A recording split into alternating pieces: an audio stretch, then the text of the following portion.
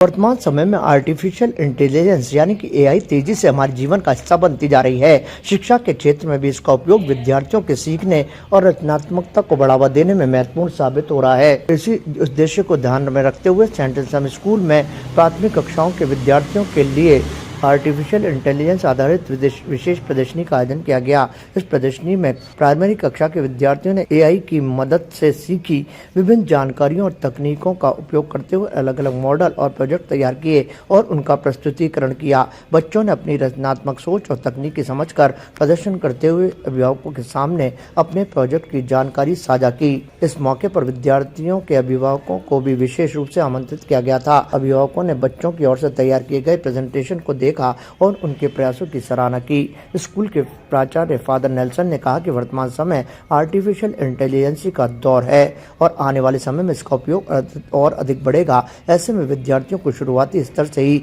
इस तकनीक की जानकारी देना आवश्यक है ताकि वे बदलते समय के साथ स्वयं को तैयार कर सकें। उन्होंने कहा कि एआई का सकारात्मक और रचनात्मक तरीके से उपयोग कर विद्यार्थी नई चीजें सीखने के साथ अपनी प्रतिभा को निखार सकते हैं। इसके लिए आने वाले दिनों में बड़ी कक्षाओं के विद्यार्थियों के लिए भी इसी तरह से एआई आधारित प्रदर्शनी लगाई जाएगी।